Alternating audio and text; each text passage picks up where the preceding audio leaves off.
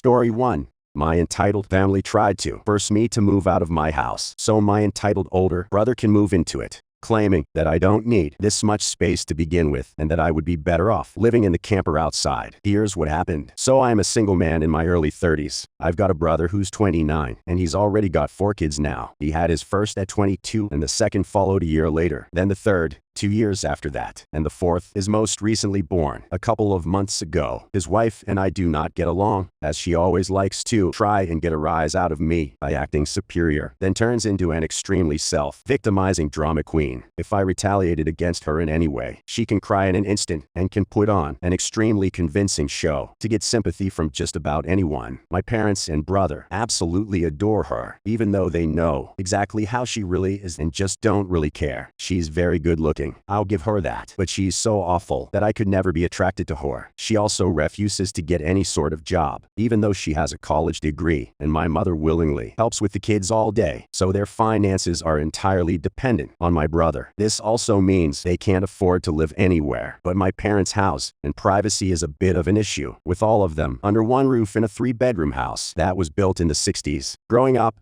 my younger brother was also the obvious favorite. We are 3 years apart in age, but he developed a superiority complex because I was badly punished if I retaliated against his antics in any way. Back then, it was obvious my parents scared for him a lot more because he got the lion's share of everything unless people called them out on it, which did happen a fair bit by my other family members, which is why my parents packed us all up and moved us about 150 miles away from them, so they generally would only see us on holidays. Since it was a 3-hour drive, my brother got awful towards me physically on a number of occasions, flirted relentlessly with my first girlfriend to the point where she broke up with me and laughed at any misfortune that I had, and my parents just told me to suck it up whenever I was upset about it. I only got equal treatment when my parents wanted to keep up appearances. I admit it was rather funny to see the looks on their faces whenever they had to treat me equal to my brother on birthdays and Christmas because other people were present. We had relatives that were very nosy and loved gossiping drama, so my parents did their best to hide what was really going on and threatened to take all my stuff away if I didn't keep my mouth shut. If anything, it just made my parents celebrate more when I turned 18 and moved out because it meant they no longer had to provide for me. I wasn't even done with high school yet when I moved out, but honestly,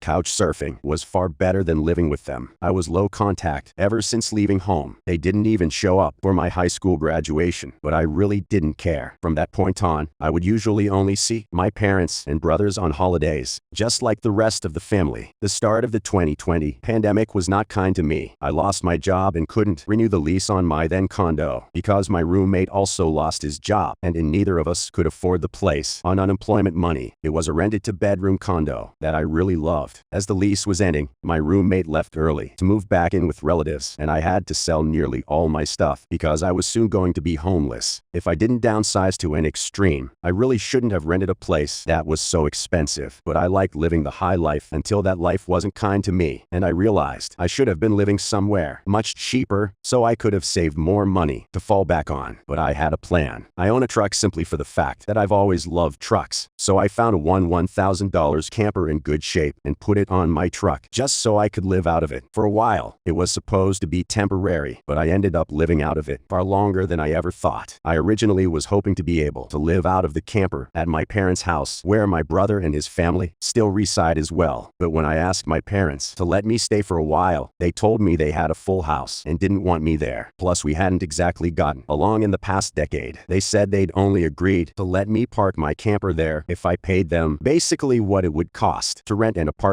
in my area. That was way too much just to park a camper. I was jobless and trying to save as much of my unemployment money as I could until I could find a new job. I may as well be living in an apartment with that rent price that they were asking. My parents called my camper an eyesore and told me to take a hike since we couldn't come to an agreement, and my sister-in-law thought it was absolutely hilarious that I had to live in a camper. My brother joined her in pointing at it and mocking me while calling me a homeless bum. I parked my truck and camper in a store parking lot to sleep on the first night that I had nowhere else to go. I felt scared out of my mind that someone might try to break in. Suffice to say, I didn't sleep well that night. There was nowhere else I could go, as any other relatives that owned houses were fairly far away, and all my friends were apartment people. I was pretty attached to my area as well, so I didn't want to just leave. I'd also had my mail forwarded to my friend's apartment. It was the only way that I could still get my mail anymore. Finding a stable place to park was pretty difficult. I went looking around to try and find a job similar to my old one. It took months of living the nomadic camper life, and that time,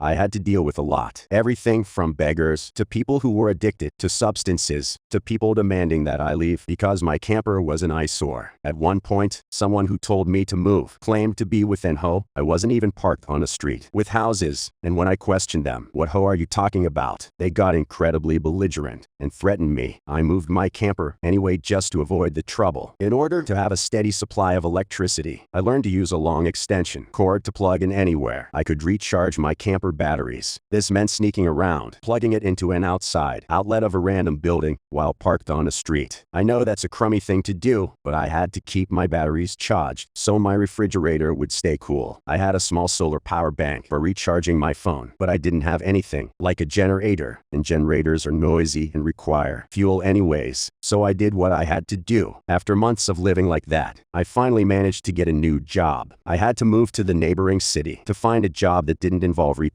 I worked retail while in college and promised myself never again, though I was nearly ready to break that promise. I was still getting unemployment money, but I had no stable place to live while receiving it, and I didn't want to still be jobless when it ran out. Plus, I was bored out of my mind. I had little else to do but watch movies on a small portable DVD player, use my phone or laptop, and keep note of where I could park and what local bathrooms I could use. I kind of envy that the Japanese have public bathhouses. We could really use stuff like that over here. When I finally landed a new job, I practically lived in the back lot of the building by the warehouse in old employee parking spaces literally no one else seemed to bother using because they were so far in the back that the area was borderline forgotten. My boss and company owner actually liked this arrangement because I was willingly available, able to take any shift I could get so long as I had enough sleep. He even let me take the camper off my truck and set it up in one of the spaces so I could drive around without it. Not exactly sure if this was legal, but no one bothered us about it. The entire time that I lived back there, I didn't have to deal with many trespassers. There were a few, but the security guards escorted them out. I was pretty much on call almost all the time when they needed me and was working virtually every day of the week. My boss let me plug the camper into the building for power and water, and I paid a small amount of rent by working for free on Sundays when no one else was in the office but the janitor and security guard. Beyond that, I usually had a shower at a friend's apartment or at my local gym, as the camper didn't have a shower in it and only had a portable toilet, and I didn't want to fill it because emptying it was a nasty chore. So I used other bathrooms as often as I could. I had a key to the warehouse and could go in to use the bathroom there at any hour. I was even on a first-name basis with a night security guard. He's since become one of my closest friends. The camper was easy to heat in the winter with a small electric heater. Summers were not fun, though. The camper didn't have AC, so I had to get a used portable AC unit just to try and make it bearable. I made a lot of overtime pay and hands-on,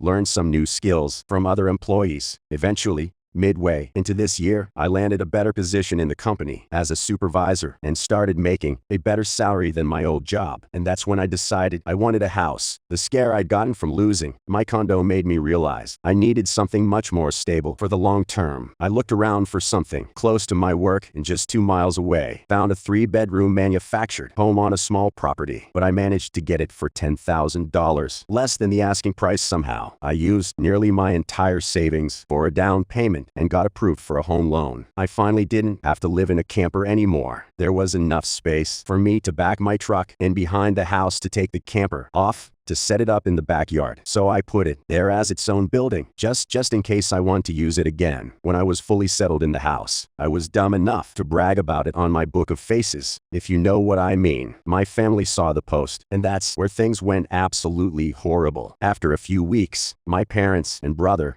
along with his family, came to visit, completely unannounced, to have a tour of my home. I didn't even give them the address. So how they found where I live, I still don't know. None of my friends have fessed up, and no prior family members visited me before that. So I wonder if they stalked me at work and followed me home or something. It really would not surprise me. Once I opened the door, they practically all shoved their way in, like a bunch of rambunctious tourists, then just started making themselves at home. They all kept poking around, and my sister-in-law had this creepy smirk that she kept sending my way, and it was only later that I figured out why, and it made me madder than a bull on steroids that just got stung by a hornet. My parents were constantly talking about how I've got so much extra space now, and it's too much for someone like me who has no wife or kids. And okay, I don't have one now, but maybe someday. And my brother kept remarking about how there was more space than our parents' house, and my house was closer to his job, too. It was red flags all around. I know. Eventually, my brother asked me to speak privately. Everyone else suddenly left the room and piled onto the front porch. That's what finally made me realize they planned something. My brother, let's call him Dan, for the sake of simplicity, said the house was too much for me alone, and I should let him move in with his family because his wife is pregnant with kid number 4, and my house is much closer to his job. He pointed out that I already have the camper, so I could just live in the outside while they live in the main house. And I'd like to point out that Dan never once spoke of offering rent. Mind you, he's got a good job. He also started talking about how there would be changes and even curfews, and that I couldn't just walk in at any time without prior notice. If it weren't my brother,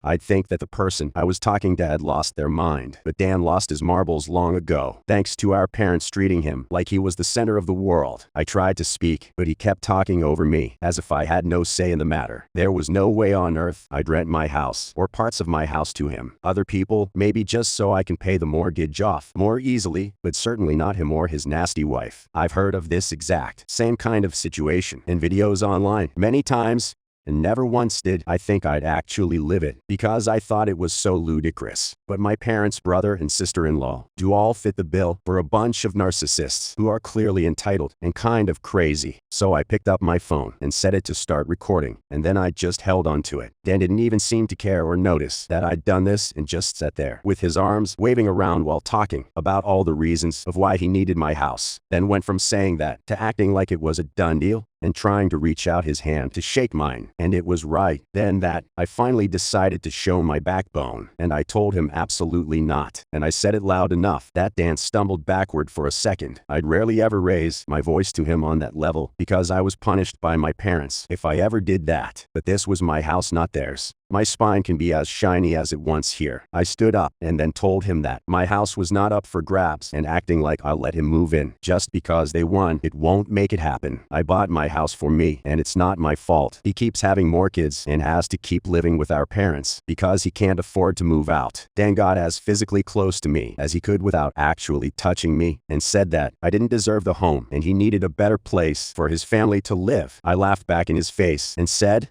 "That's total BS, because I worked hard to be able to buy my house. Of course I deserved it." Dan started yelling that I have no wife or kids and I don't need all the space, so I may as well just give it to him. I said I'm not giving him anything, and he never even offered to pay me rent if I let him move, and I'd still be covering the entire mortgage on my own house without even being able to live in my own house. Then Dan told me that he shouldn't have to pay rent because his family comes first, and our parents said I was going to do this and that I will. And that's when I yelled at him and said, as if their word was law or something, and told Dan that they did not have the right or power to give my house to him. Then right on cue, my parents and sister-in-law barged back in through the front door and surrounded me to try and force me to agree. There was a lot of fighting, but to sum it up, from this point on, I heard the line, "Just do it for Dan way," more times than I can remember in the fight. I told them they all don't have a say in my life or my house, and then I told them to get out before I call the cops. My sister-in-law screamed at me the loudest about how she was pregnant again, and I can't do this to her. I said I did nothing to her. She just assumed that she could take from me like I would just allow it. I had no obligations to her or her family. I then called her a stuck-up brat who never had any respect for me. So I don't care what she thinks or how many kids she has. I have no sympathy for her. She won't be living in my house. Well, that made her angry enough to try and attack me. So there was a shuffle back and forth, but the phone I was holding recorded pretty much everything. So I held it up and said I was going to call the police if they didn't leave right away. My parents told Dan that they were leaving. Then my mother said I had a week to come to my senses. I told her I won't be and to not come back. Then I told my sister-in-law that my phone recorded everything, and if she tries anything, I will press charges for assault. She screamed at me and then stormed out loudly, crying with her face in her hands. My mother was the last one out the door and said that I better do this for Dan and my sister-in-law. But I responded by saying that I won't be doing any sort of thing anytime soon. What an absolute roller coaster. The original poster has been through so much. They went from living in a camper for a while to then saving up all this money just to try and buy their own place. And now their entitled family is jumping all over them again, basically trying to kick this guy out and force him to live back in that camper again. And that is so unbelievably toxic and so not fair. He worked so hard for this. He went through so many trials and tribulations. He absolutely earned this house. So it's absolutely backwards that they would try and kick him out of it. I mean, how entitled do you have to be to not only show up to somebody's house, but try and coerce them into getting out of that house? And this is after they treated him so poorly and forced him to move his camper off their property. So good for the original poster for standing up for themselves, because this type of behavior is so inappropriate, and this guy will honestly be so much better off without dealing with these people in his life. If you like Am I the Jerk, you're probably going to love Am I the Genius. Check it out, link down below in the description. And entitled, Story 2.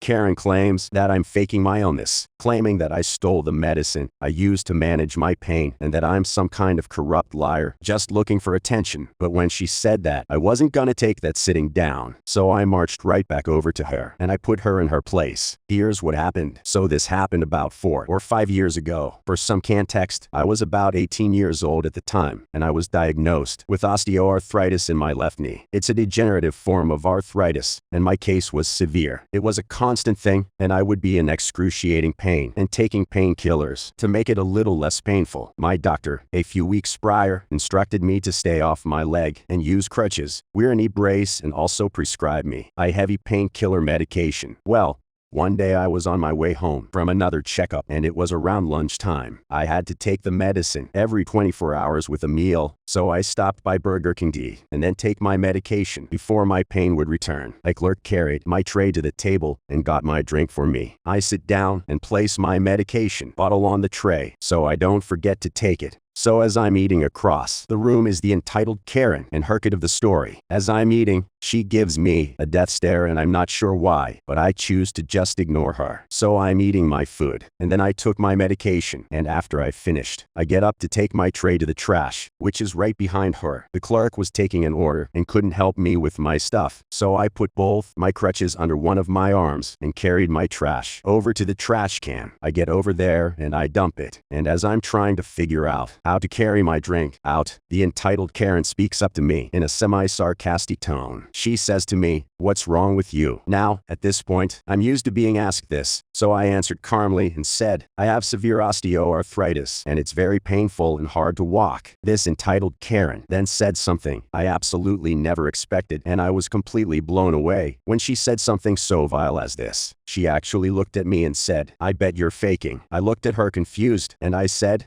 "Excuse me." She then said, "You're probably doing this for attention. I bet you those pills aren't even yours. I know all you college kids are just addicts. You are a terrible influence for the younger generation." At this point, she was obviously referring to her young son, who looked completely embarrassed. I didn't go to college, but I think she was basically saying that as another way of saying young adult. I was flabbergasted by what she just said. I suffered through severe pain and struggled to do even simple tasks. She literally does not know what she's talking about. I look at her and I say, "Ma'am, what do I have to gain from doing all this? I suffer from severe pain, and it makes me feel useless, as well as a burden to everyone. I wish I didn't have to do this, but I do this entitled care." And then says, "Yeah, right, you liar. You're just an addict and stole those pills, and you're just faking all of this so you don't get caught." At this point, I was upset, so I grabbed my ID and my pill bottle and I slammed it on the table in front of her. I looked at her and I said, "Read it and weep." She took a minute to read the pill bottle and my ID and looked at me to compare my face to the picture, and her face went pale when she realized that she was wrong. She looked at me and said, "I'm so sorry. I apologize." I responded by saying, "I know a lot of people my age are like that, but don't just make assumptions based on stereotypes. You're basically telling your kid it's all right to judge others based on their stereotypes. Now have a good day." And after I said that, she didn't say another word, but instead she just looked down, absolutely defeated. The clerk ran over to help me carry out my drink and hold the door. As we walked out, he asked what happened, so I told him everything, with them eventually helping me into my car. He then says for me to wait a minute. He runs inside and returns with a gift card for 10 as some kind of apology, and that he is going to go talk to this lady. I thanked him for all that he did, and then I left. So hopefully I never have to deal with someone like that ever again. The entitled Karen in this story is seriously a massive jerk. Like, how could you possibly treat someone like that? She seriously looked at somebody in crutches who just so happened to be young at the time and say to them, "You know what? You're faking it." Like, what's wrong with you? Why would anybody in their right mind look at someone and make that kind of assumption? That is seriously so toxic and disgusting. And you know what? If I was in the original poster's shoes, I probably would have gone off a lot more than this person did. I mean, they were a lot nicer than I would have been if this lady said, "Oh, you're faking your injury." Like, no, lady, I've got pills with my name on it. And just like the original poster, I would feel the same way. I gain nothing by faking my illness. Like, this doesn't help me in any way, and I really just don't like it. Why would I want this? So good for you for standing up for yourself, because that entitled Karen was completely out of line. But even with her snarky remarks, you handled it like a pro. Thanks for watching. When you subscribe, make sure to hit the bell to turn on notifications so you never miss a video. To finish listening to all the stories, use the playlist at the top of the description. And if you like Am I the Jerk, you're probably going to love Am I the Genius. Check it out in the description below and subscribe.